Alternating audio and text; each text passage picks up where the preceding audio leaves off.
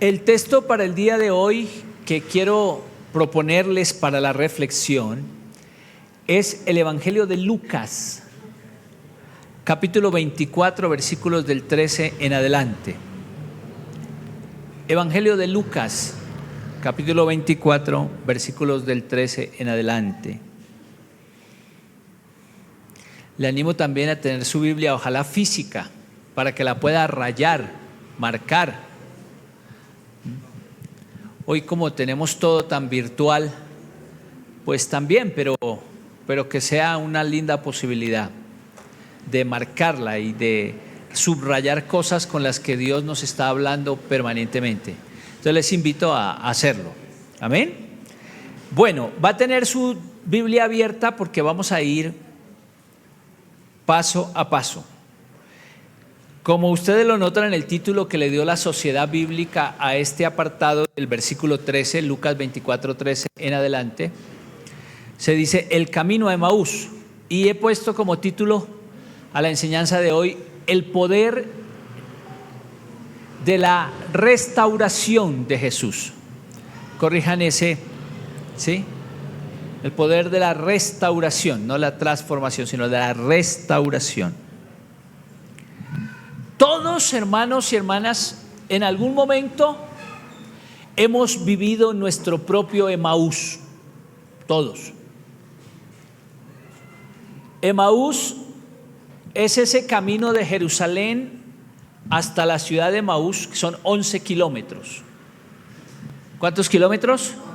11. ¿En cuánto tiempo recorre usted 11 kilómetros? A paso decente, paso. Un día, pero se va de rodillas por ahí pagando alguna promesa. 3 horas, 5, 2 horas. No, pero ahí va usted a paso de militar. Póngale 3 horas, ¿sí? 3 horas. Haciendo un descansito por ahí. 3 horas. Todos hemos vivido un Emaús. Los discípulos de Emaús no se están yendo de Jerusalén por miedo, a diferencia de los que veíamos la semana pasada, que en este culto estuvo el padre Fidel Oñoro, ¿no? ¿Cómo les pareció el padre? ¿Bonito? Linda enseñanza, ¿no? Es uno de los biblistas más importantes de Latinoamérica. El decano de la Universidad Minuto de Dios, doctor en Teología de la Universidad de Salamanca. Bueno, estuvo muy interesante la enseñanza. Les decía entonces que estos discípulos de Emaús van decepcionados. Los que se encerraron por miedo. Estos van decepcionados. Por eso les digo que muchos hemos vivido un Emaús. Cuando una oración no es contestada, por ejemplo, usted esperaba que el Señor contestara y no contestó. Usted oró por su familiar y su familiar desafortunadamente falleció. Usted oró por que su hijo lograse algo y no lo logró. Usted oró porque ese negocio le diera resultado y quebró. Entonces el camino de Emaús es un camino de decepción. Los discípulos de Emaús van decepcionados de Jesús, de la cruz. Dice que aquel mismo día 2 discípulos se dirigían a un pueblo llamado Emaús, a unos 11 kilómetros de Jerusalén. Iban hablando de todo lo que había pasado. Mientras conversaban y discutían, Jesús mismo se acercó y comenzó a caminar con ellos. Quiero que vayan conmigo a la escena. La escena nos dice que van caminando y van hablando y van decepcionados de lo que ha pasado. Pero en ese mismo camino de Jerusalén a Emaús se aparece un forastero que ellos desconocen, no lo logran percibir y les acompaña. les termina acompañando. Jesús se acerca y camina con ellos. Ellos se alejan de Jerusalén, pero Jesús se acerca a estos dos discípulos que van decepcionados. Ellos no reconocen a Jesús, pero Jesús sí los reconoce. Así que cuando hablamos del poder restaurador de Jesús sobre la vida de las personas, lo primero que debemos decir es que Jesús acompaña. Acompaña. Jesús no abandona al que va roto por la vida. Jesús no se aleja del que está pasando por una dificultad, que está pasando por un dolor, incluso que tiene crisis de su propia fe. En este pasaje ellos se están alejando porque se han decepcionado de Jesús. Se están yendo. Pero al irse, lo que hace el Señor es caminar con ellos, acompañar en la vida. Y la Biblia sí que nos muestra a un Jesús que sabe acompañar. Por ejemplo, cuando usted está pasando por un dolor, tiene un Jesús que lo acompaña en su dolor.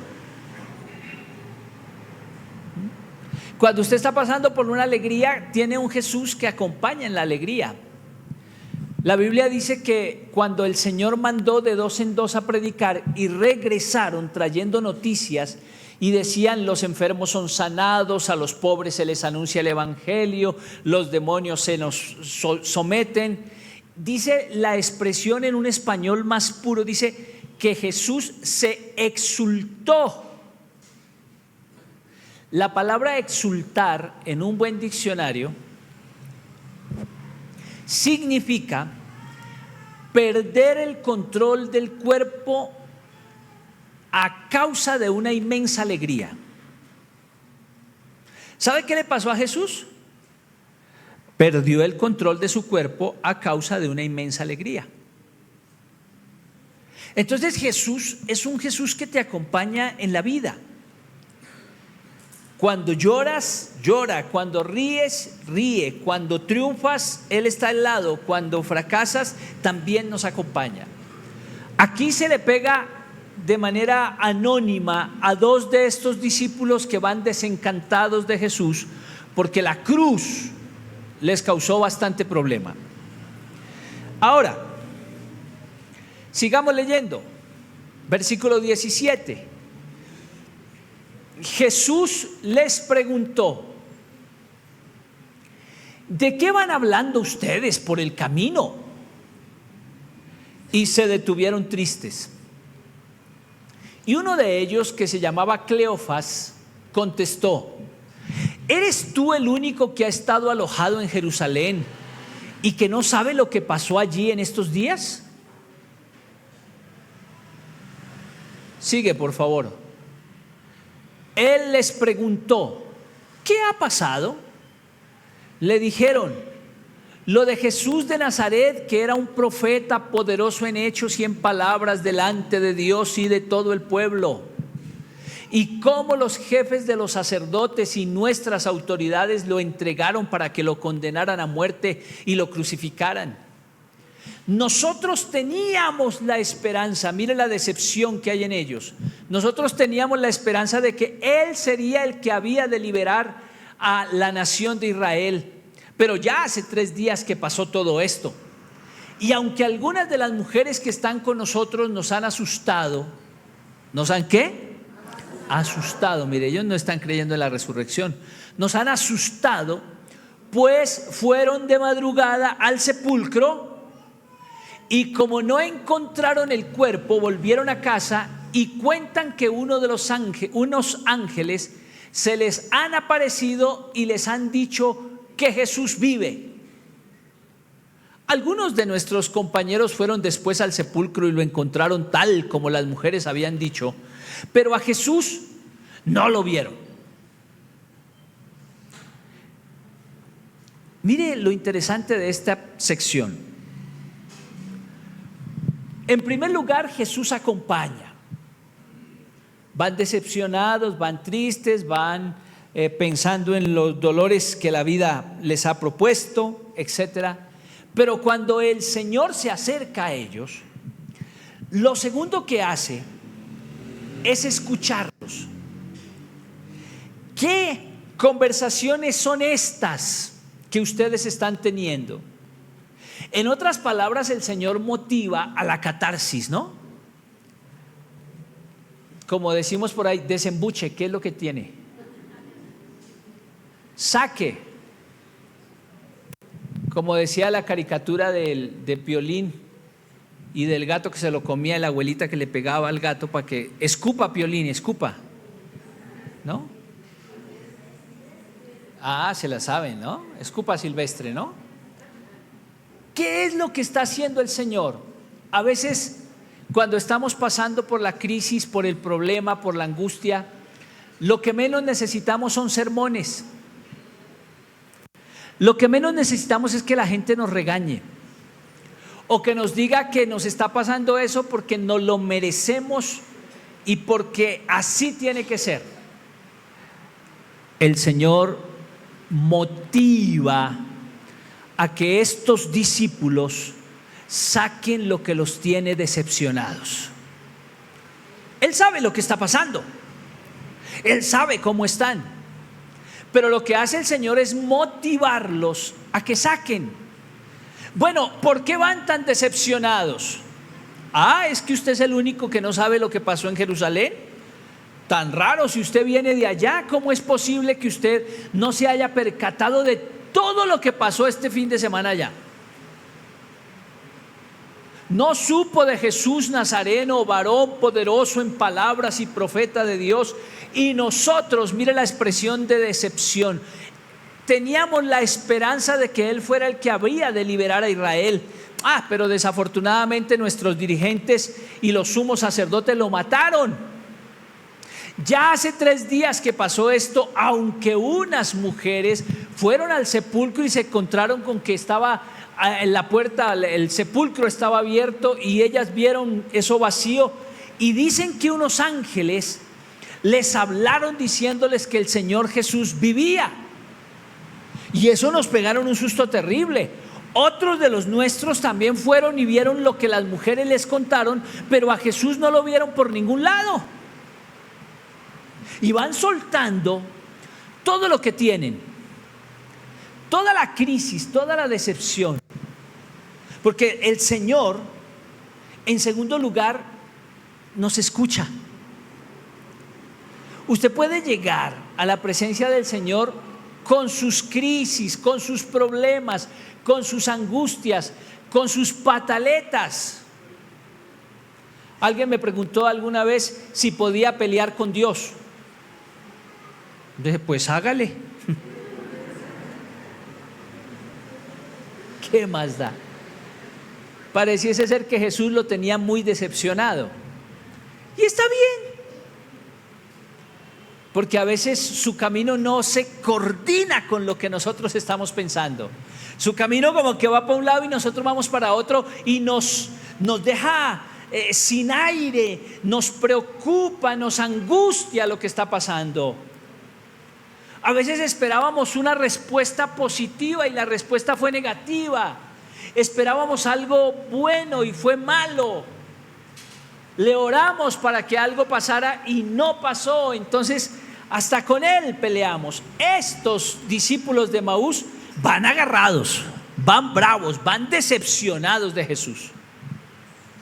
Nosotros esperábamos que Él fuera el que habría de salvar a Israel, pero no. La cruz se apareció y terminó muriendo en una cruz. ¿Sabe, amados? Una cosa interesante es que a usted las personas le pueden minimizar su dolor, pero Jesús no minimiza su dolor. Jesús no minimiza lo que usted está pasando. Jesús no minimiza la circunstancia que usted esté viviendo. Por difícil que sea esa circunstancia o por fácil que a otro le parezca, el Señor decide escucharnos. Amén. Él decide escucharte. Así que si quiere pelear con Jesús, pues hágale. ¿Qué le hacemos? Hágale. Jesús decide escucharlos. Y después de que los escucha, mire lo que va a pasar. Les va a decir, después de que los escucha, ¿cómo es posible que ustedes no hayan entendido que el Mesías tenía que sufrir estas cosas antes de ser glorificado? Y dice la Escritura que comenzando desde el Antiguo Testamento, empezó a recorrerle la Escritura y les terminó contando lo que tenía que padecer el Mesías. No solamente Jesús acompaña, no solo Jesús escucha, también Jesús en este episodio instruye.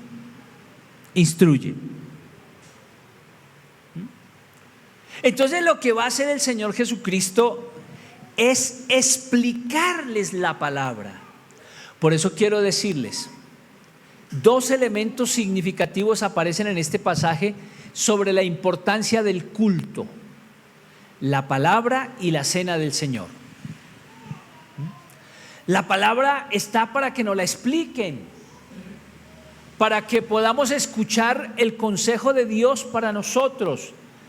Y la cena del Señor, que acabamos de vivirla, está para recordarnos que Él dio su vida por nosotros y que prometió que nos acompañaría todos los días de nuestra vida. Cuando usted se come ese pedazo de pan y esa copa, que dice más adelante que al partir el pan ellos se dieron cuenta que era Jesús, es eso. Puedes caminar 11 kilómetros y no te das cuenta que Jesús te acompaña. Puedes caminar 11 kilómetros y pareciese ser que la vida no te sonríe, pero cuando llegas a la cena recuerdas algo. Jesús dijo: yo estaré contigo todos los días de mi vida. Entonces no desperdiciemos, no subvaloremos lo que es esta reunión en la que nos podemos compartir la resurrección de Jesús. Pues el Señor los instruye. No les minimizó el dolor, pero ahora les instruye y les muestra que muchas veces, ¿sí?, la vida no se debe interpretar solo por emociones. Hay que interpretarla desde la perspectiva de Jesús. Ustedes recordarán a José, el hijo de Jacob. Sus hermanos lo venden como esclavo, sus hermanos lo llevan y los madianitas lo compran. Llegó a Egipto, la esposa de Potifar lo quiere cortejar, él rechaza ese cortejo, termina difamado en la cárcel. Allá en la cárcel el rey de Egipto, el faraón, termina teniendo un sueño.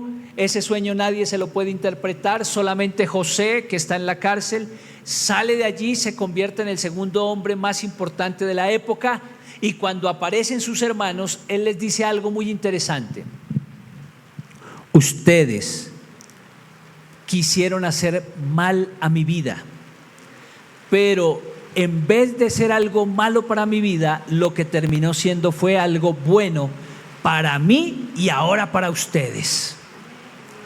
Amados, no sabemos si lo que usted está viviendo es bueno o malo.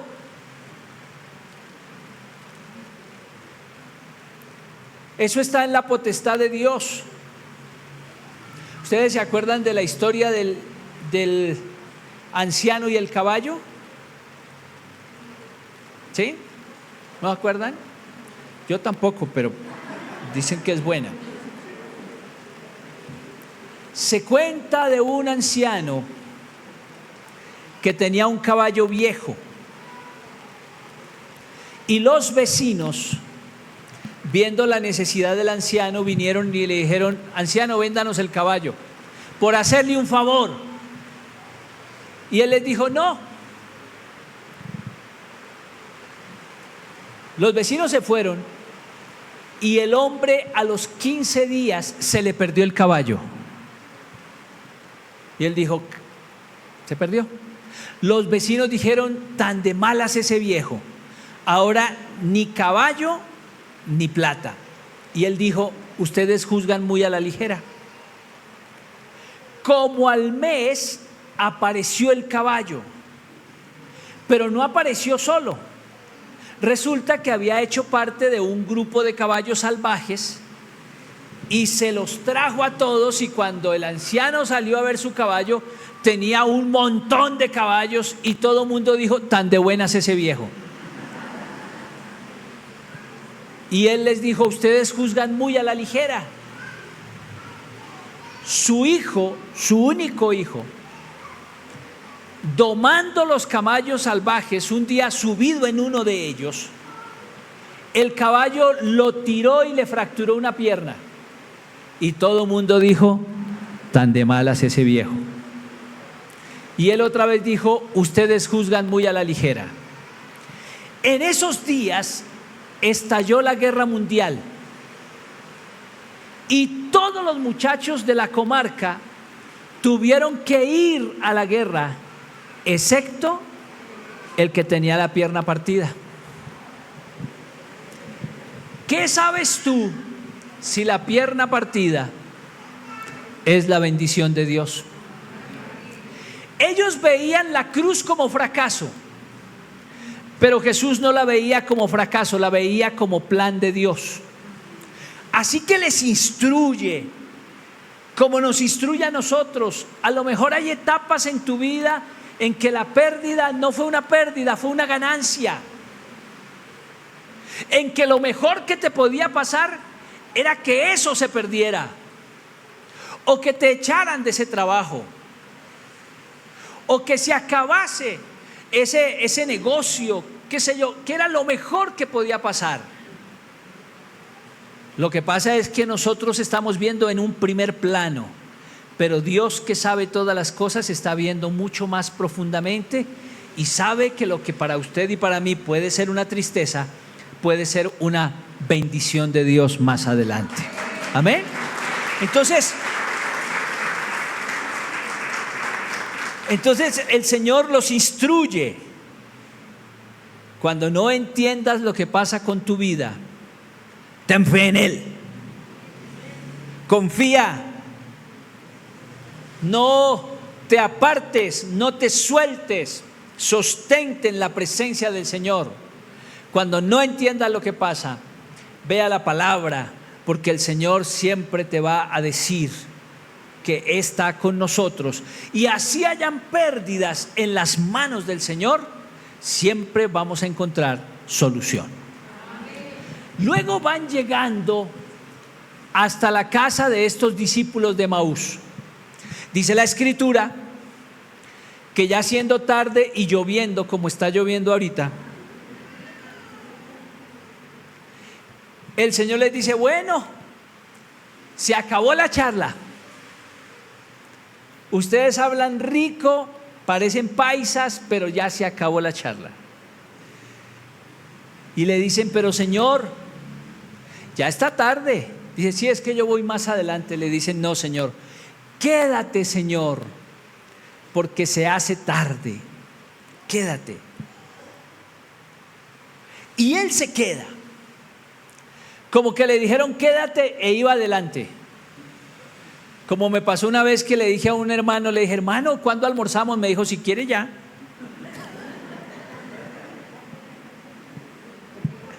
Y cogió adelante. Quédate, que ya se hace tarde. Entonces el Señor ya estaba adentro. Y dice la Escritura que los bendijo. Que cuando tomó el pan, yo no sé cómo lo tomaba Jesús, no sé qué característica había, pero lo cierto es que cuando Él toma el pan y lo parte para darlo a estos discípulos, ellos inmediatamente con ese gesto se dieron cuenta que no habían caminado 11 kilómetros solos, que ese forastero incógnito que había estado con ellos en medio de su decepción era nada más y nada menos que Jesús de Nazaret. Y cuando Él parte el pan, por eso la cena es tan importante, cuando Él parte el pan, se les abrieron los ojos y se dieron cuenta que aún en el peor de sus momentos y en el peor de sus dolores, no lo caminaron solos, Jesús estaba con ellos. Amén. Jesús estaba allí. Tú no caminas solo. El Señor te bendice, el Señor te acompaña, el Señor está a tu lado. En la mesa lo reconocieron. Hay cosas que solo se van a entender en la mesa, amados, en la comunión. La presencia de Cristo ilumina lo que la tristeza oscurece. Ahora, inmediatamente se desaparece. Y ellos dicen: ¿era Jesús? No estuvimos solos ni un segundo. Nos acompañó, nos bendijo, nos ayudó.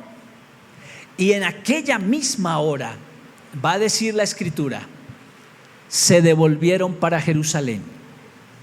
O sea que realmente, ¿cuántos kilómetros caminaron esos dos discípulos ese día? 22. Pero 11 kilómetros caminando con Jesús allí al lado, tristes y decepcionados y quejándose. Y 11 kilómetros sin verlo, pero convencidos de que había resucitado y que estaba con ellos. Era el mismo camino por el que habían pasado unas horas antes. El mismo corazón que iba triste y apesadumbrado, pero ahora ese mismo corazón viene contento, viene alegre, diciendo: ardía nuestro corazón mientras Él nos abría las Escrituras, mientras Él nos las explicaba. Son los mismos pasos, pero ahora son los pasos de la fe. Son los pasos de entender que Jesús no nos ha dejado solos, que está a su lado, que lo bendice y que le quiere ayudar. Amén. Y entonces se devuelven rápido. Si esta primera travesía la hicieron en 3 horas, de para allá la hicieron en 2 horas, porque llevaban el afán. ¿Cómo será cuando les contemos que nos lo encontramos en el camino a Emaús? ¿Cómo será cuando les digamos que sí, es verdad que resucitó? ¿Cómo será cuando les digamos que estuvo con nosotros caminando todo momento y que ahora, aunque no lo veamos, sigue estando con nosotros? Y eso es lo interesante de la restauración del Señor. Aunque no lo veas, aunque no lo entiendas, aunque no lo creas, aunque tú te alejes de Él, Él no se aleja de ti. Y aunque no lo veas, Él está a tu lado, caminando en medio de tu Emaús. Caminando en medio de tu Emaús. Gloria a Dios. Termino con esta frase. Cuando Jesús camina contigo, ningún Emaús termina en derrota. Cuando Jesús camina contigo, ningún Emaús termina en derrota. ¿Cuál es tu Emaús? ¿Cuál es el que tienes hoy? ¿Qué es lo que te decepcionó? ¿Cuál fue la oración no escuchada? ¿Cuál fue el fracaso inesperado? ¿Cuál fue la tristeza que no veías venir? ¿Cuál fue la angustia que te sobrecogió? Cuando Jesús camina a tu Emaús, el Emaús no termina en derrota, siempre termina en restauración. Jesús acompaña, se hace a nuestro lado. Jesús escucha. Escupan todo lo que tienen. A ver, hagan catarsis emocional. Yo voy a hacer su caneca emocional. Hablen, que Jesús, que esto, que mire, que esperábamos que Él fuera, pero no terminó siendo nada. No, vea, nada. Nos devolvemos porque ya, ¿qué más hacemos en Jerusalén? Jesús instruye. ¿Qué les pasa? ¿Por qué no han entendido que la vida no se puede ver desde una perspectiva y empieza ta? Jesús bendice y Jesús restaura. Cuando se devuelven, ya no son los discípulos que venían decepcionados. Cuando se devuelven, van interpretando la cruz de manera diferente. Y dice la Escritura que al llegar a donde estaban los demás discípulos, ahora sí hablan no asustados sino contentos, diciendo: verdaderamente Jesús resucitó y se nos apareció en el camino hacia Emaús. Hoy el resucitado que camina también quiere caminar con tu Emaús. Te invito a ponerte sobre tus pies y a pensar por un momento, por un instante, ¿cuál es ese Emaús en el que necesitas decirle al Señor que quieres confiar?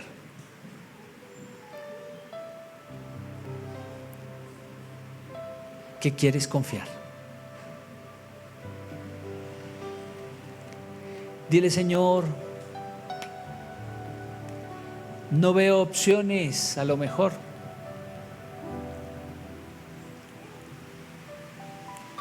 pero en este día, Señor,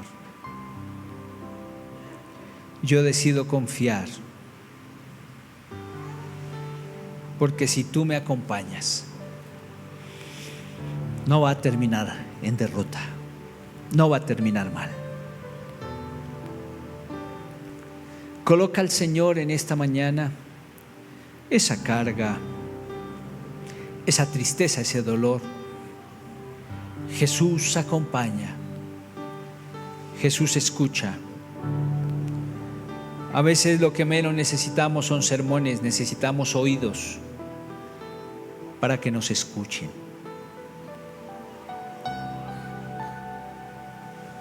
Gloria a Dios. Espíritu Santo de Dios, te rogamos en tu misericordia que nos toques, que nos ministres, que nos ayudes. Te rogamos en tu misericordia, Señor, que hoy ministres la vida de tus hijos con sus dolores, con sus derrotas, con sus tristezas, con sus angustias, con sus depresiones, ansiedades, crisis emocional. Espíritu Santo de Dios, sopla tu viento sobre ellos. Espíritu Santo de Dios, ministrales en el nombre de Jesús.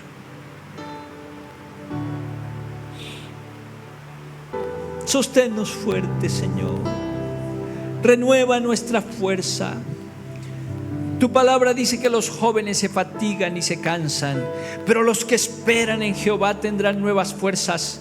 Correrán y no se cansarán, caminarán y no se fatigarán, serán como las águilas, sus alas levantarán. Espíritu Santo de Dios, toma cada uno de tus hijos y tus hijas que estamos aquí en esta mañana, Padre, y ayúdanos a entender que en nuestro Emaús tú apareces para fortalecernos, para darnos vida, para renovar nuestras fuerzas, para darnos una nueva oportunidad, para darnos nuevo ánimo, para salir adelante, Señor.